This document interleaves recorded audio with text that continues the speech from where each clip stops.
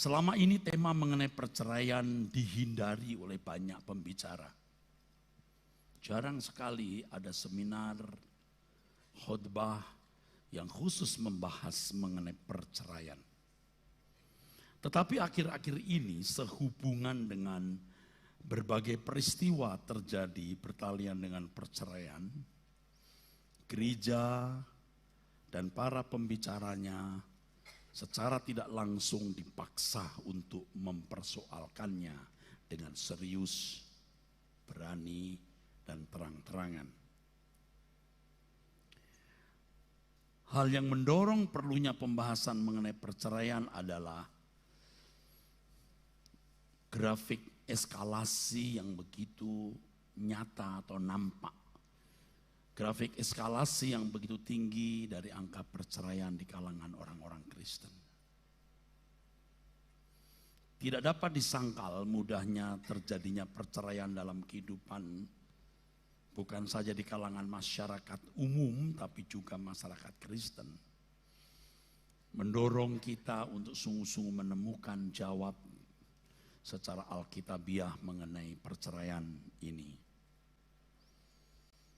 Dan kalau angka perceraian semakin tinggi, tidak heran karena memang demikian keadaan dunia kita sesuai yang dikatakan Tuhan Yesus.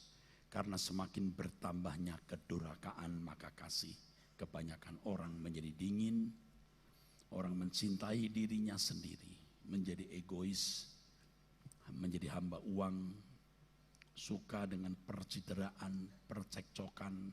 Dan inilah yang akan menjadi pemicu terjadinya perceraian dengan mudah. Dengan keadaan dunia seperti ini sudah tentu manusia menjadi egois, mau menang sendiri dan mencari kesenangan atau kepuasan diri sendiri tanpa memperdulikan orang lain. Ditambah lagi dengan dosa seks, dosa perzinahan, percabulan yang begitu mudah terjadi dan marak juga menjadi pemicu terjadinya perceraian. Jadi tidak heran kalau dalam keluarga pun kejahatan bertambah-tambah. Dan semua ini sangat mudah membangun atau menciptakan konflik dalam keluarga. Konflik demi konflik inilah yang akan memicu perceraian. Tentu saja di lain pihak kalau setiap anggota keluarga bertumbuh dalam kedewasaan rohani yang benar, suami istri bertumbuh di dalam kebenaran Tuhan, maka tidak akan pernah terjadi perceraian.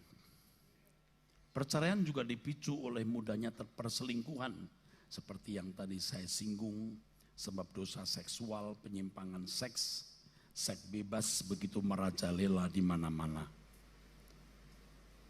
Belum lagi praktek prostitusi yang tidak pernah bisa dipadamkan, bahkan secara terselubung tetap ada dan merusak kehidupan perkawinan banyak keluarga. Pria yang sudah terkena dosa ini pasti menjadi pria yang merusak rumah tangganya. Kalau orang tercandui narkoba, maka simptom gejala orang yang edik, yang sakau itu kelihatan. Dan bisa diobati. Tetapi kalau seorang tercandui oleh seks, dosa seks, libido yang diumbar, maka ketika sakau tidak mudah nampak. Sehingga tidak mudah diobati. Gereja selama ini seperti menyembunyikan tema ini. Tetapi gereja sudah tidak lagi bisa menyembunyikan topik ini dari bahasan yang harus dikemukakan, dipaparkan kepada umat. Gereja melalui para pembicaranya harus berani berbicara keras, jelas, tegas, dan alkitabiah mengenai hal ini. Tentu di sini gereja harus memiliki landasan kebenaran Alkitab yang sungguh-sungguh kokoh. Dengan komitmen gereja tidak boleh kompromi dengan cara berpikir dunia Dan gereja tidak boleh konformistis, artinya menyesuaikan diri dengan pandangan dunia sekitar yang sudah banyak mempengaruhi banyak orang Kristen, bahkan para rohaniwannya. Sebab kawin cerai bukan hanya terjadi atas jemaat, tetapi juga tidak sedikit rohaniwan-rohaniwan. Berbagai pandangan dikemukakan mengenai hal perceraian ini. Berbagai pandangan mengenai perceraian mengakibatkan juga perdebatan. Dan hari-hari ini kita bisa mendengar dan membaca dalam pamflet, brosur, ada beberapa gereja yang mengadakan seminar mengenai perceraian. Berbicara mengenai perceraian tidak bisa dipisahkan dari berbagai masalah lain. Misalnya mengenai maksud penciptaan manusia, misalnya mengenai panggilan orang percaya, hakikat perkawinan, dan berbagai isu lain yang tidak harus dibedah karena terkait dengan soal ini. Tanpa membedah beberapa pokok masalah yang terkait, maka kita tidak akan bisa memandang perceraian secara akurat. Bapak Ibu Saudara sekalian, hukum perceraian dalam hukum manapun, juga dalam perjanjian lama, tidak boleh menjadi standar hidup orang percaya. Sebab orang percaya memiliki standar moral, standar hidup yang berbeda dengan mereka. Sebagai umat pilihan kita diproyeksikan untuk dikembalikan ke rancangan semula. Kita memiliki tugas yang harus kita tunaikan dan kita penuhi sebagai corpus delicti. Kembali ke rancangan semula artinya menjadi ciptaan yang segambar dan serupa dengan Allah. Itu isi atau agenda satu-satunya hidup kita. Tetapi saya tidak menjelaskan ini, saya anggap Bapak Ibu sudah tahu maksud saya. Bahwa kita dipanggil menjadi corpus delicti, artinya kita dipanggil untuk sempurna seperti Bapa, serupa dengan Tuhan Yesus. Dalam kenyataannya, saudaraku, hari ini manusia telah jatuh dalam dosa dan kehilangan kemuliaan Allah. Keadaan keberdosaan manusia tidak bisa tidak membawa manusia kepada keinginan yang jauh dari standar kesucian Allah. Kalau meminjam istilah Martin Luther itu non posse non picari. Kecenderungannya meleset atau dosa semata-mata. Manusia cenderung melawan Tuhan dan hukum kesuciannya serta melanggar tatanannya. Itulah sebabnya dalam hukum Taurat diatur hal perceraian dan ini mengisyaratkan kemungkinan terjadi perceraian itu besar. Dan hukum perceraian yang ada di perjanjian lama itu untuk melindungi salah satu pihak, terutama pihak wanita yang pada zaman itu belum ada kesamaan hak gender pria maupun gender wanita. Jadi dengan adanya hukum mengenai perceraian itu indikator yang jelas bahwa praktek perceraian sudah ada sejak zaman Taurat. Dan Allah memberikan hukum itu agar melindungi salah satu pihak dan biasanya pihak wanita yang harus dilindungi. Nah, Tuhan sangat cakap itu. Dan saya tidak membahas mengenai hal ini. Karena ini tidak perlu karena bukan ranah kita juga. Dalam Injil Matius pasal 5 sampai 7 khotbah di bukit, Tuhan Yesus juga menyinggung mengenai perzinahan, mengenai perceraian. Hal ini menunjukkan saudaraku bahwa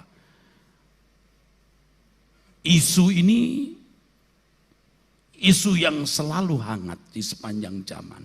Juga pada zaman ketika Yesus Allah anak mengenakan tubuh manusia. Di dalam Injil Matius pasal 5 sampai 7 kita bisa membaca bagaimana Tuhan membandingkan hukum Taurat versi Musa dan hukum yang disempurnakan. Tuhan berkata, aku datang bukan meniadakan. Kata luo, aku datang untuk menyempurnakan, plerosai. Aku datang untuk menggenapi. Itulah sebabnya Tuhan membandingkan hukum versi Musa dan hukum yang disempurnakan. Seperti yang saya sering kemukakan, misalnya membunuh, untuk standar hukum Taurat menghabisi nyawa orang itu membunuh. Tapi bagi umat perjanjian baru, membenci sudah berkategori membunuh. Bagi umat perjanjian lama, tindakan yang memenuhi sebuah praktek yang disebut perzinahan bila melakukan atau terjadi hubungan seks di luar pernikahan atau di luar yang sah atau dengan pasangan yang sah. Tetapi bagi orang percaya, perzinahan terjadi apabila seseorang melihat lawan jenis terbakar hawa nafsunya. Ini dikategorikan perzinahan. Saya hanya memberikan 2 contoh saja untuk menunjukkan betapa berbedanya standar moral umat perjanjian lama dan umat perjanjian baru. Tentu di dalam hal perceraian juga berbeda. Pasti sangat berbeda. Yang sering dijadikan pokok pembicaraan dan landasan berpikir mengenai perceraian itu Matius pasal 19. Nah, kita harus membaca Matius 19. Ayat 3 kita mulai. Maka datanglah orang-orang Farisi kepadanya untuk mencobai dia. Mereka bertanya, apakah diperbolehkan orang menceraikan istrinya dengan alasan apa saja? Mencobai, peirazo. Ini usaha yang sama yang dilakukan orang Farisi dan orang Saduki. Ketika menjerat Tuhan Yesus dengan pertanyaan, apakah diperbolehkan membayar pajak kepada kaisar? Ya.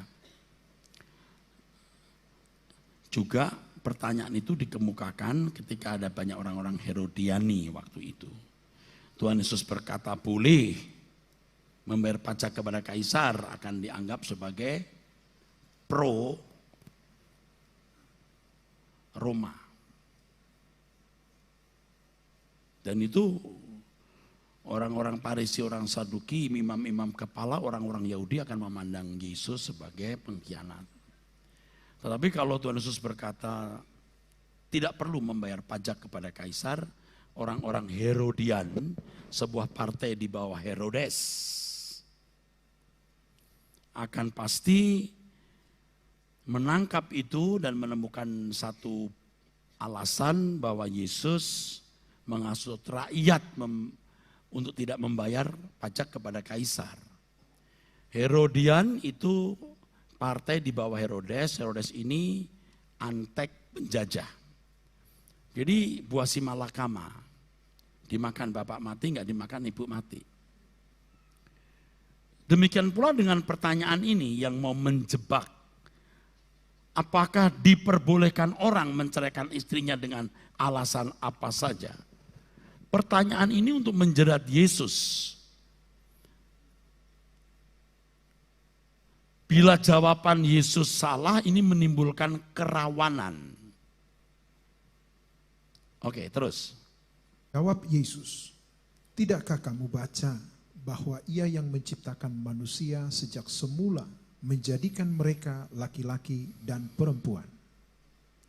Dan firman-Nya, sebab itu laki-laki akan meninggalkan ayah dan ibunya dan bersatu dengan istrinya, sehingga keduanya itu menjadi satu daging. Oke.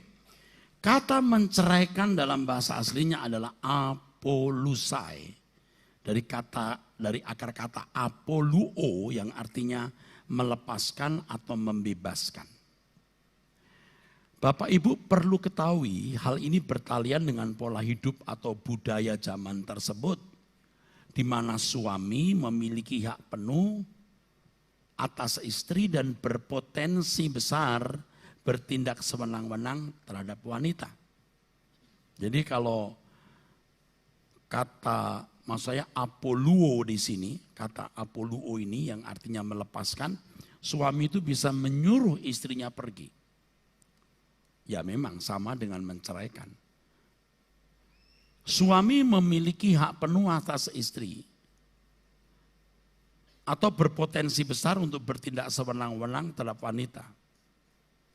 Rupanya masalah ini pada waktu itu sudah dianggap sebagai masalah rumit. Dan hal ini mengisyaratkan kepada kita bahwa libido atau nafsu seks sudah menjadi masalah dominan sejak dulu. Ini yang membuat pria-pria menceraikan istri sesuka hatinya untuk bisa memilih istri lagi atau menikah lagi. Tetapi kalau nanti saudara membaca dalam surat Korintus, Paulus mengatakan kepada orang-orang yang telah kawin, bukan aku tetapi Tuhan perintahkan supaya seorang istri tidak boleh menceraikan suaminya. Saudara ketahui bahwa ini ditujukan kepada jemaat Korintus. Ini bukan bangsa Yahudi, ini non-Yahudi. Kota Korintus, kota pertemuan berbagai budaya, dan jemaat Korintus yang juga terdiri bangsa-bangsa kafir. Ada istri yang bisa menceraikan suaminya. Ini berbeda dengan pernyataan Tuhan Yesus di Matius pasal 19 ayat yang keempat tadi. Jadi kalau saya menyinggung mengenai budaya Yahudi di mana orang-orang Yahudi pria bisa sewenang-wenang melepaskan, membebaskan, membuang, menyuruh pulang istri. Tapi beda dengan jemaat Korintus, dengan budaya di mana wanita bisa menceraikan suami. Ya, saya sengaja tambahkan di sini supaya saudara nanti tidak bingung, loh kok itu pendeta ngomong pria dominan, tapi di Korintus ternyata wanita bisa menceraikan. Ini lain budaya. Pada zaman Yesus, ya, yaitu di abad 1, terdapat beberapa pandangan mengenai hal perceraian. Ada kelompok Hillel, ada kelompok Shammai misalnya. Tapi saya tidak perlu menjelaskan secara detail hal ini. Saya cukup memberitahu ada beberapa pandangan mengenai perceraian. Jawaban yang salah akan membuat orang-orang mempersalahkan Tuhan Yesus ketika Tuhan dicobai. Bolehkah kami menceraikan istri dengan asal alasan apapun? Jadi jawaban Yesus yang salah akan membuat rawan. Artinya orang bisa mempersalahkan Tuhan Yesus. Dan itulah yang diharapkan mereka dapat merendahkan, mempersalahkan Yesus. Dengan cara itu mereka melecehkan dan menganggap Yesus tidak berhikmat dan tidak pantas disebut rabi atau guru. Meresponi pertanyaan tersebut, meresponi tes, ujian, Yesus menjawab dengan jawaban yang sangat tegas, mengacu kepada tatanan rancangan Allah atas manusia. Tidakkah kamu baca bahwa coba baca lagi Pak, ayat 4-6. Jawab Yesus, tidakkah kamu baca bahwa Ia yang menciptakan manusia sejak semula menjadikan mereka laki-laki dan perempuan. Dan firman-Nya, sebab itu laki-laki akan meninggalkan ayah dan ibunya dan bersatu dengan istrinya, sehingga keduanya itu menjadi satu daging. Terus? Demikianlah mereka bukan lagi dua, melainkan satu. Karena itu, apa yang telah dipersatukan Allah tidak boleh diceraikan manusia. Jawaban Tuhan Yesus mengarah bahwa mereka untuk kembali ke rancangan Allah semula merupakan hal yang mutlak. Nah, penting sekali untuk memahami apa yang termuat dalam pernyataan Tuhan di Kejadian pasal 19 ayat 4 sampai 6 ini. Tetapi berhubung kita harus menyelesaikan masalah bolehkah bercerai, maka mau tidak mau esensi dari pernyataan Tuhan Yesus ini harus saya paparkan. Pertama, dari pernyataan Tuhan tersebut yang merupakan jawaban atas pertanyaan orang-orang Farisi. Pertama, Allah yang menciptakan dualitas manusia untuk membangun rumah tangga. Ini bukan ada dengan sendirinya. Ini bukan prakarsa siapapun. Ini adalah inspirasi Allah menciptakan dualitas manusia untuk membangun rumah tangga. Dalam hal ini seks dalam perkawinan adalah sesuatu yang kudus.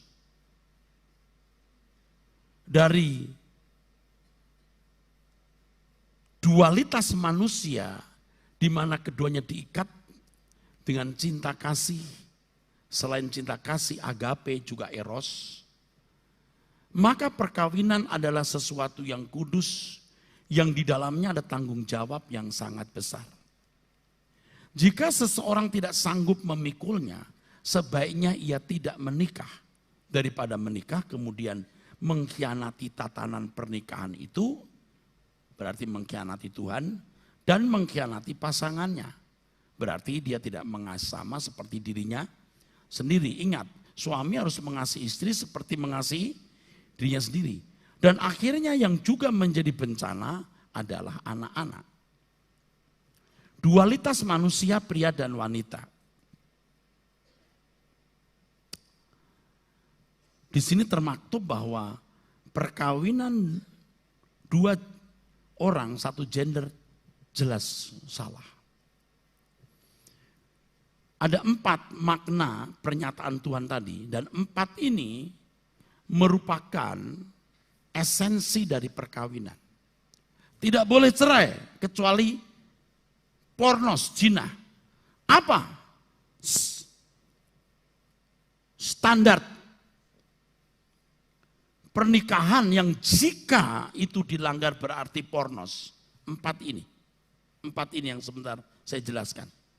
Kalau 4 ini tidak ada, ya sudah cerai. Misalnya ada seorang wanita yang lesbi. Dia lesbi, dia tidak memiliki gairah terhadap pria. Kalau itu diterimanya dengan ucapan syukur, dia tidak usah menikah sampai mati. Ada pria yang tidak memiliki gairah terhadap lawan jenis. Ini dosa sudah merambah dalam gen sehingga ada orang-orang seperti ini. Ia dipanggil untuk tidak menikah. Jangan pura-pura dia memiliki kejantanan lalu dia menikah dengan seorang wanita dan ketika dia menikah beberapa tahun ternyata tidak bisa melakukan hubungan seks. Itu penipuan. Lebih baik tidak menikah. Oke. Jadi pernyataan Tuhan tadi memiliki kebenaran yang pertama bahwa dualitas manusia untuk bangun rumah tangga itu kudus, seks itu kudus. Ya, jika sesuai dengan tatanannya. Saya katakan mestinya ini dijelaskan panjang lebar, hakikat perkawinan, esensi perkawinan, tetapi karena waktu kita singkat saya cukup memberikan penjelasan secara esensial summary, ini seperti kesimpulan. Kedua, tidak ada keintiman hubungan yang lebih dari hubungan suami istri. Laki-laki akan meninggalkan ayah dan ibunya, memberi isyarat bahwa sedekat-dekatnya hubungan anak orang tua akan dikalahkan hubungan dengan istri atau pasangannya. Kalimat bersatu dengan istrinya sehingga menjadi satu daging menunjuk eksklusivitas hubungan yang tidak ada bandingannya. Oleh sebab itu orang tua yang memberi anaknya menikah tidak boleh mengikat anaknya. Sampai eksklusivitas hubungan antara anaknya dengan pasangan hidupnya menjadi rusak. Dan ada orang tua seperti ini. Dan itu jahat. Tentu juga ada anak-anak yang ketika sudah punya pasangan hidup, dia masih mengikat hubungan dengan orang tua begitu eksklusifnya. Sampai hubungan antara dirinya dengan pasangannya tidak seeksklusif dengan orang tua. Ini pengkhianatan. Bukan tidak boleh mencintai orang tua. Semua harus diletakkan pada proporsinya. Kata bersatu dalam teks aslinya adalah kolesetai. Dari akar kata kolao. Yang artinya join closely together, to cling, united pace. Bergabung erat menjadi satu, melekat, merekat. Dan kata kolao ini juga terdapat dalam 1 Korintus pasal 6 ayat 16. Atau tidak tahukah kamu bahwa siapa yang mengikatkan diri, to cling, kolao, pada perempuan cabul menjadi satu tubuh dengan dia. Sebab demikianlah kata nas keduanya menjadi satu daging. Kata kolao juga berarti menyatu untuk saling mengambil bagian. Oh, itu mantap sekali. Sebenarnya tadi saya itu mau mencari apel. Apel warna merah dan warna hijau. Dibelah dua-duanya. Plek. Lalu yang warna hijau dan warna merah separuh digabung. Kolao. Menyatu saling mengambil bagian. Dalam hal ini harus dipahami ketika seseorang memberi diri menikah dengan pasangannya, maka bagian hidupnya diserahkan kepada pasangannya atau sebaliknya sehingga keduanya saling memiliki. Harus ada yang dihilangkan. Nah, di sini saya mesti bicara lama. Ada yang dihilangkan, tidak bisa tidak. Rela dihilangkan demi dia. Wanita pun juga harus rela menghilangkan bagian dari hidupnya demi pria. Demikianlah mereka bukan lagi dua melainkan satu. Maka bagi orang muda yang belum menikah harus hati-hati memilih seseorang yang dengan dia kamu menjadi satu. Di mana harus menjadi pasangan yang sepadan. Kalau dalam bahasa Ibrani, Kejadian 2:24, sebab itu seorang laki-laki akan meninggalkan ayahnya dan ibunya dan bersatu dengan istrinya. Sehingga keduanya menjadi satu daging. Ya, bersatu dalam bahasa aslinya dabak. Dabak itu selain berarti melekat, melengket, to cling. Juga selain berarti to stay close, join together. Tetapi kata dabak juga berarti to cleave. Artinya dibelah. Dibelah. Hebat loh Alkitab itu. Alkitab dan lama loh. Makanya ini mesti saya jelaskan dalam satu tema. Dan saya diberkati dengan menulis buku ini. Dibelah. Yuk menikah itu dibelah. Separuh hidupmu hilang. Lalu menjadi satu, ekat. Ini kata yang digunakan Allah itu ekat. Ekat di situ bukan jumlahnya satu. Tapi satu kesatuan. Ekat berarti satu-satunya. Tidak ada yang sama dengan bentuk ini. David ketemu Nini. Itu luar biasa. Rudi ketemu Endang. Satu-satunya yang tidak bisa sama. Anda ngerti gak saya ngomong apa ini? Karena David itu khas. Nini itu khas. Kalau saling membelah jadi satu itu beda. Dengan Rudi dan Endang tadi.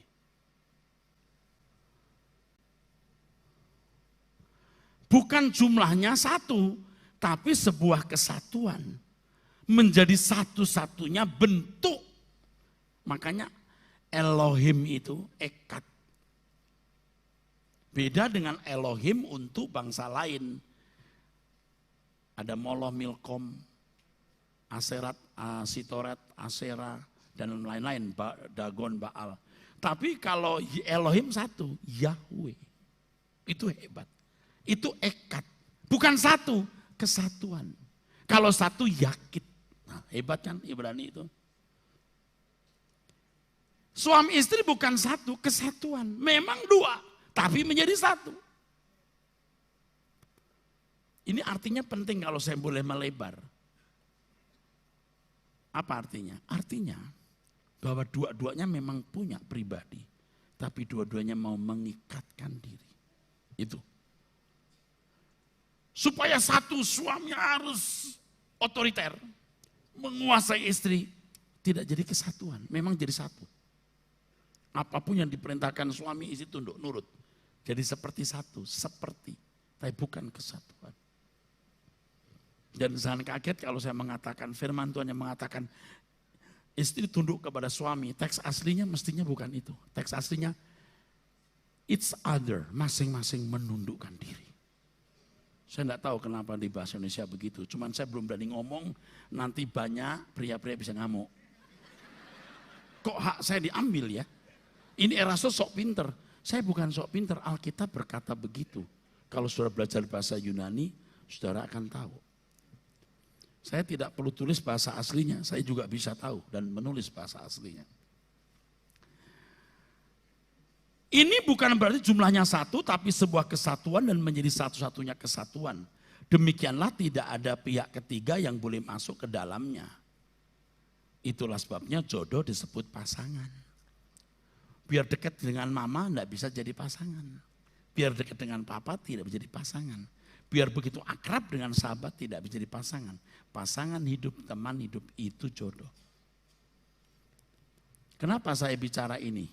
Karena kata pornos itu menyangkut ini.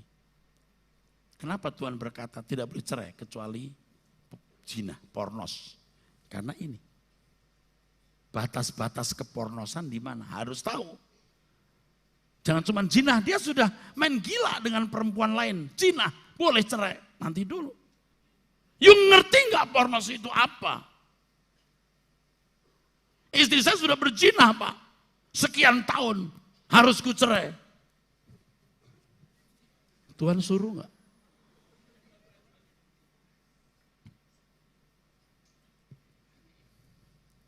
Tidak sederhana begitu. Makanya harus ikut seminar ini.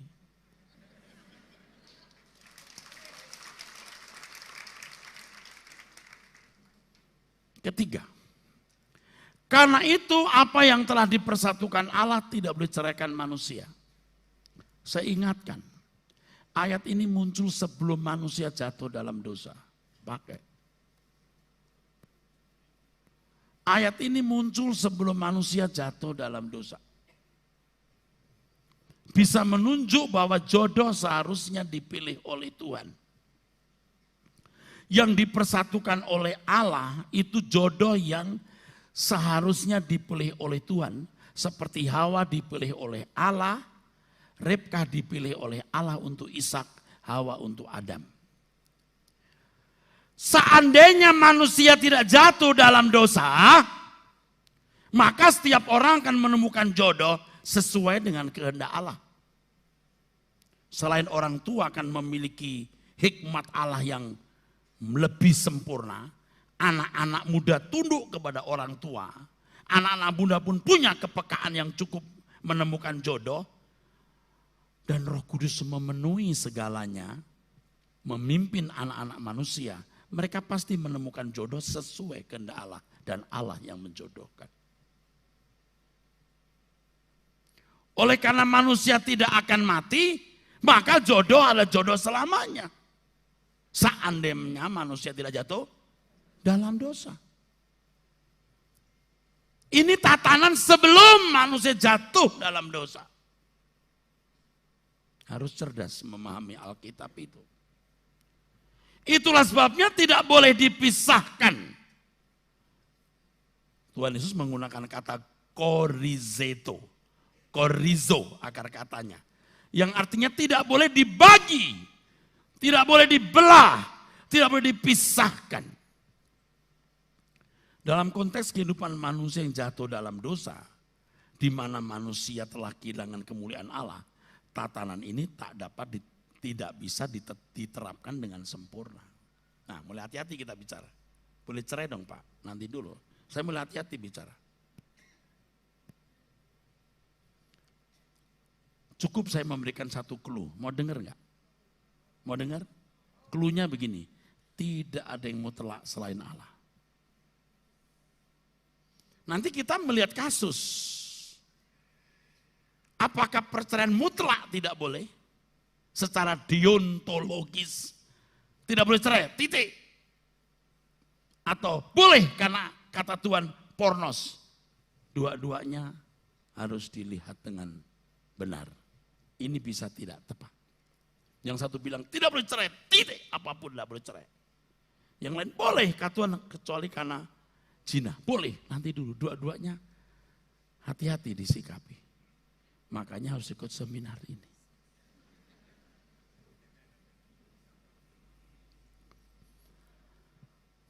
Jadi tidak boleh dipisahkan itu karena memang manusia tidak akan mati.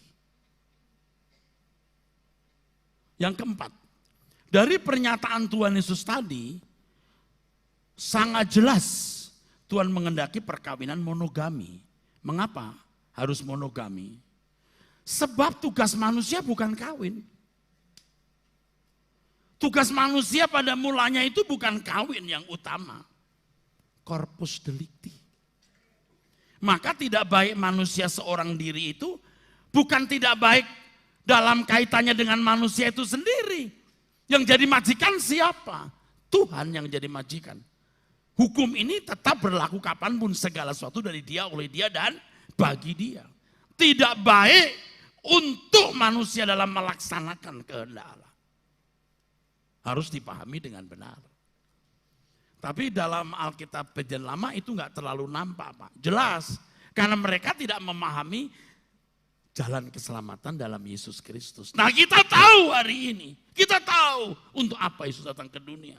Mengapa manusia diciptakan setelah gagal, kenapa Yesus Adam kedua harus turun. Nah, kita mengerti bahwa perkawinan itu bukan tujuan hidup manusia. Itu pelengkap untuk menyelesaikan tugas utama. Kalau tugas utama ini selesai, semua ditambahkan kepadamu. Tapi kalau tugas utama tidak selesai, manusia tidak segambar, tidak serupa dengan Allah, apapun jadi rusak. Mau teruskan perkawinanmu, ikut rusak. Dunia ini juga rusak. Saudara ngerti gak saya ngomong apa ini? Emosi. Mengapa perkawinan harus monogami? Mengapa perkawinan harus monogami? Sebab manusia tidak boleh disibukkan dengan urusan keluarga. Seorang pria yang memiliki banyak istri pasti akan disibukkan dengan urusan keluarga atau perkawinannya. Sehingga maksud Allah menciptakan manusia bisa rusak. Kalau membaca Matius 19 nanti, akhirnya ada tertulis, ada orang yang tidak menikah karena kerajaan Allah. Sampai hal perkawinan pun diturunkan dari tahtanya demi kerajaan Allah. Oke. Perkawinan poligami itu bentuk cacat karakter manusia yang telah kehilangan kemuliaan Allah. Oleh sebab itu jelas sekali untuk menjadi manusia yang segambar dan serupa dengan Allah, perkawinan manusia harus monogami. Faktanya tidak mungkin perkawinan poligami itu adil. Tidak mungkin. Allah tidak pernah menciptakan perkawinan poligami. Apalagi poliandri.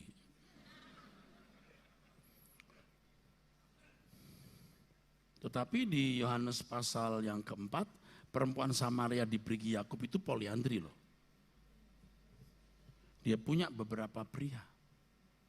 Kalau satu pria cetio, sebulan gotio. Kalau satu pria gotio, bayangkan saudaraku. Lama-lama jadi kwetio dia. Selain perkawinan harus monogami, teman hidup yang dimiliki setiap individu haruslah sesuai dengan kehendak Allah. Jangankan 2 istri, 1 istri aja belum tentu boleh. Apalagi 2. Poligami itu kan menunjukkan cacat karakter manusia. Apapun alasannya, Alkitab katakan salah.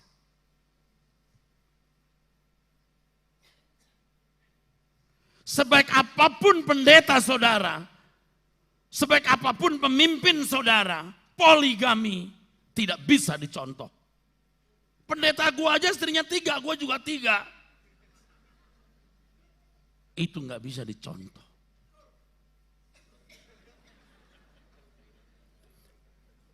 Seandainya manusia tidak jatuh dalam dosa, maka dalam kesucian hidup dan keagungan moral yang segambar dan serupa dengan Allah, pasti jodoh dipertemukan oleh Allah sendiri. Dengan demikian Kejadian 2 ayat 24 sampai 25 dapat dipenuhi dengan sempurna. Ayat 24-25 dibaca Kejadian pasal 2 Pak Sutadi.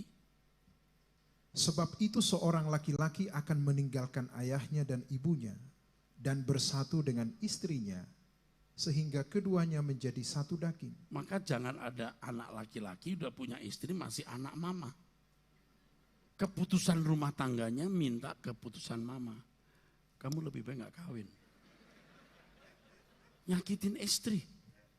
Sudah kawin si istri masih dikit-dikit ke mama, dikit ke papa. Suaminya gak dipandang. Aduh, mau cerai salah, udah punya anak 2, 3. Untung dia ke Rehoboth. Dia cuma bilang, Pak Eras, aku ikut Pak Eras saja. Maksudnya LP3 aja deh Pak. Bagus. Coba kalau dia tidak mikir LP3, dia cari perempuan lain. Meninggalkan ayah ibunya bersatu. Maka carilah pasangan yang dewasa rohani. Lebih baik kamu tidak kawin daripada menikah dengan orang yang tidak pantas menjadi bapak. Ini saya ngomong soal jodoh ke anak muda, mesti khotbah lagi saya. Anak sekarang baru pacaran 2 minggu saja. Udah panggil mami, papi. Dia layak nggak disang panggil papi oleh anak-anakmu? Hah? Hah? Papi. Begitu kawin, sapi.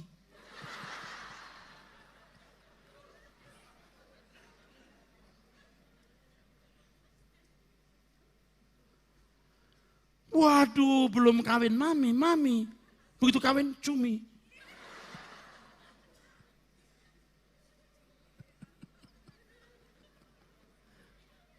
Jujur, begitu nggak? Ada nggak yang gitu? Jujur. Oke, kalau bukan saudara orang lain ada nggak? Banyak. Jangan-jangan saudara juga begitu. Cuman takut suami di sebelah. Begitu nggak? Enggak. Sebab suami udah ambil pulpen gini, ngomong loh.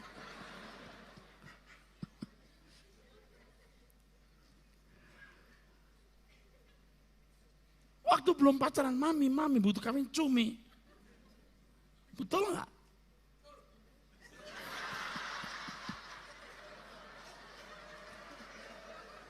Saya harap ini tidak mewakili pria-pria di sini ya.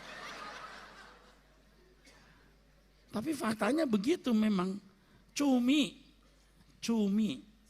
Bukan mami, cumi. Ditanya pendeta, betul nggak istrinya lagi nih? Ngomong. Lu ngomong malam ini gue tidur sama si Ucok. Anaknya Ucok maksudnya, gue gak mau kawin tidur sama lu.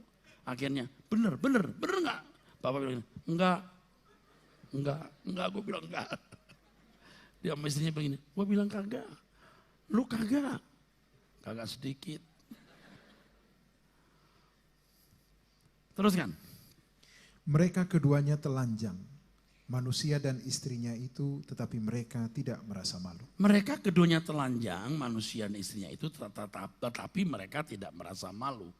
Menunjukkan kesucian pikiran mereka, sehingga mereka dapat menjadi pasangan yang benar-benar sepadan. Kenapa? Karena saling memiliki. Wah, itu kalau dikhotbahkan mantap sekali. Kau milikku, aku milikmu. Nggak malu. Tapi kalau milik masing-masing ya begini.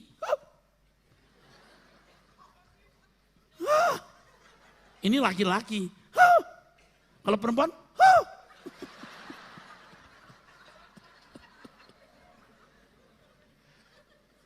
kok ketawa itu namanya lucu apa? Kan malu telanjang. Ya pria sih enak saja. Bentuk X bisa. Perempuan sama dengan. Lo sebelumnya nggak malu kok sekarang jadi malu. Rusak ini konsep-konsep berpikirnya.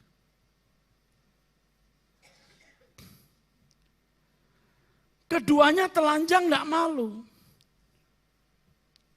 Pada waktu belum jatuh dalam dosa. Tapi setelah itu malu.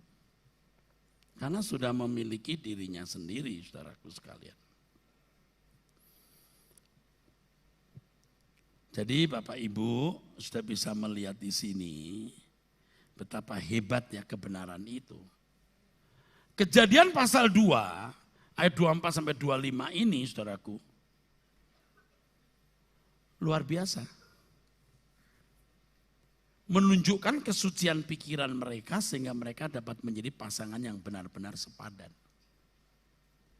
Pak Eras, kita ngomong soal perceraian, Bapak ngomong itu dulu. Oh enggak bisa, ini bisa soal pornos, betul enggak? Saya ngerti, kenapa sampai Tuhan mengizinkan, oke, kalau pornos ya sudah. Tetapi saya beritahu loh, ini belum selesai, itu bukan perintah. Saudara nanti akan menemukan pilihan, boleh cerai. Pertama, alasan apa saja. Ini banyak orang alasan apa saja. Betul nggak? Apa saja. Istriku tidak bisa melayani aku. Suamiku itu galak, kasar. Macam-macam. Lalu surat cerai. Ini orang beragama nih. Cari pembenaran dengan hukum. Lalu Tuhan menunjukkan pornos. Tapi ada satu lagi, saudara. Kita ikuti nanti. Loh, untuk corpus delicti nggak pakai 3 di atas. Maka tadi saya katakan, cerai habis dia telah selingkuh. Kata Alkitab, pornos boleh diceraiin. Ada 2 kata yang diartikan pornos, diartikan zina. 1 pornos, 2 moikos. Porneia dan moike, porneo dan porneia dan moikeo. Hati-hati, makanya harus ikut seminar ini. Ada pornos, ada moikos. Ini beda.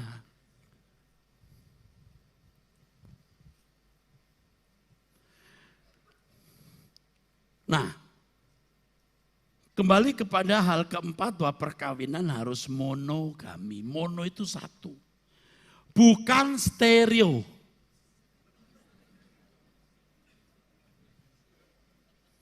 Kalau tape, stereo itu enak. Tape. Tapi kalau perkawinan, stereo rusak. Cing cing dung dung cing dung. Kan stereo begitu. Tetetetetet, dung dung dung, tetetetet, dung dung, dododo, bem bem. Nah itu dia. Huk huk, nah itu dia. Kalau meong-meong bareng, kalau gugu-gugu bareng. Maksudnya nanti lain waktu.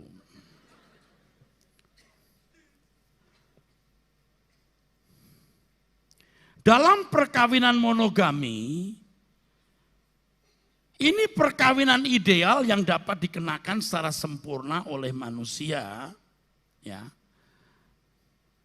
yang tidak kehilangan kemuliaan Allah. Kalau kemuliaan Allah tidak hilang, manusia sempurna, monogami itu bisa dilakukan puas. Tapi manusia yang jatuh dalam dosa jadi jahat. 1 nggak puas. Kau minum air ini kau haus lagi. Nyatanya begitu. Kalau kau minum air daripadaku, kamu cukup. Makanya kalau orang sudah menikmati sukacita Tuhan, boro-boro mau kawin lagi, nggak kepikir, saudara.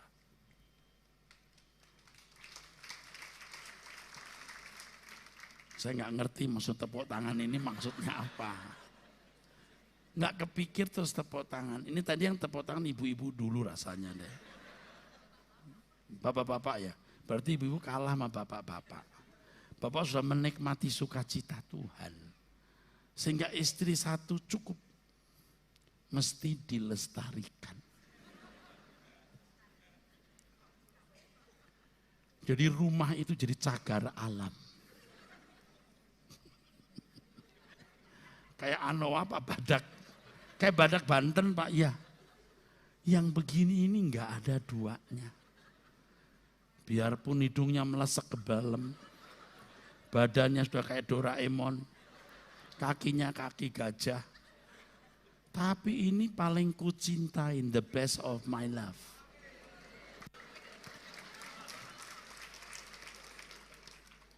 Loh, saudara kalau cinta Tuhan, lihat istri itu kasihan loh. Dia begini korban laki-laki loh. Ngurus anak sampai nggak bisa olahraga. Ngurus suami sampai nggak sempet beres-beres badan. Wah, suami pakai pakaian rapi, ganteng, istrinya kumel kucu. Lalu suami nakal dengan wanita lain. Lo ya. Kita bertobat yuk, amin.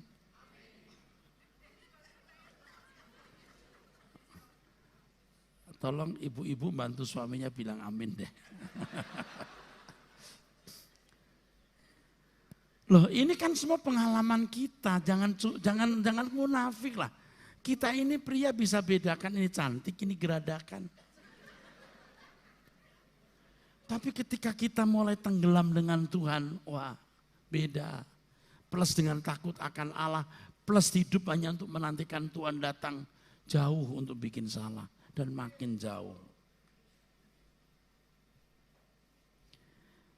Dengan demikian tidak ada peluang sama sekali untuk cerai. Jadi apa yang dipersatukan Allah tidak boleh diceraikan. Ini peluang untuk abadi cintanya. Bahkan perkawinan manusia yang tidak kehilangan kemuliaan Allah tidak dapat bercerai. Nggak mungkin. Berbeda dengan keadaan manusia yang sudah jatuh dalam dosa. Cinta dan seks yang dimiliki dan dialami manusia yang sudah kehilangan kemuliaan Allah, pasti seksualitas dan cinta yang nilainya rendah. Bayangkan betapa agungnya cinta dari pasangan pria wanita yang hidupnya segambar serupa dengan Allah. Betapa hebatnya. Maka kalau cari jodoh itu harus sama-sama mencari Tuhan. Itu makin hari makin tua, tapi makin indah. Nggak usah janji aku akan mencintai engkau sampai tua. Nggak usah janji. Dia akan tahu bahwa memang kita harus sampai tua. Itu kalau saudaraku, Kejadian pasal 2, 24-25 ini tidak bisa dikenakan secara sempurna atas manusia yang telah kehilangan kemuliaan Allah. Kalau kemudian hari terjadi perceraian dalam hidup rumah tangga dan praktek poligami, hal itu menunjukkan telah cacat dan rusaknya manusia. Itulah sebabnya oleh kekerasan hati bangsa Israel, maka Musa memberi celah dan solusi terjadinya perceraian. Mendengar jawaban Tuhan Yesus yang mengarahkan mereka kembali kepada tatanan sesuai rancangan semula, mereka tidak puas. Lalu orang-orang Farisi itu berkata di Matius 19 ayat 7. Kita teruskan. Matius 19 ayat 7. Ini kaya sekali. Kalau Bapak Ibu bisa ikut seminar lagi soal keluarga ini, hebat. Ini kekayaannya luar biasa. Saya kagum menemukan kebenaran yang begitu menakjubkan. Dan cara kita memandang pasangan hidup kita jadi berubah, saudara. Berubah. Kenapa tidak dari dulu kita mengerti kebenaran sedalam ini? Terus. Kata mereka kepadanya, jika demikian, apakah sebabnya Musa memerintahkan untuk memberikan surat cerai jika orang menceraikan istrinya? Argumentasi ini bisa membuat hasrat mereka untuk melakukan praktek perceraian istri, praktek menceraikan istri tanpa bersalah. Karena ketegaran hatimu Musa mengizinkan kamu menceraikan istrimu. Tetapi sejak semula tidaklah demikian. Surat cerai hanyalah bentuk legalitas ciptaan manusia. Itu permainan palsu. Bagi manusia yang beragama, surat cerai menjadi alat pembenaran untuk menceraikan istri. Kalau agama hukum bisa diciptakan. Law is my law. Tetapi kita, the Lord is my law.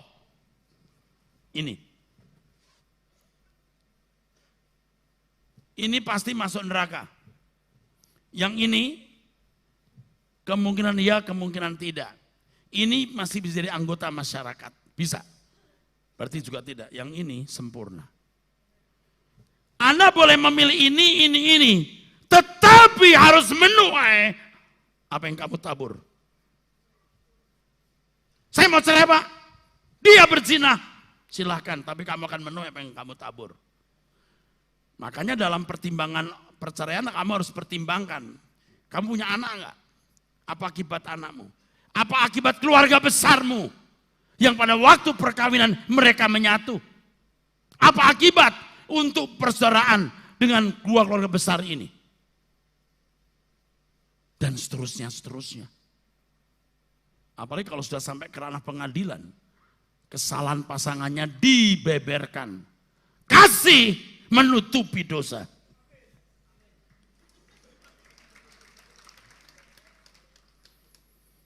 Kasih menutupi dosa.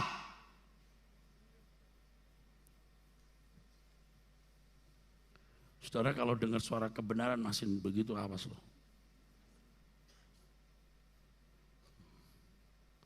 Pak, tapi dia sudah berzina.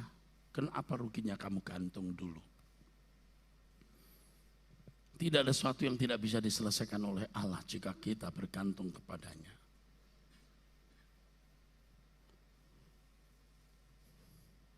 Surat cerai hanyalah bentuk legalitas permainan palsu.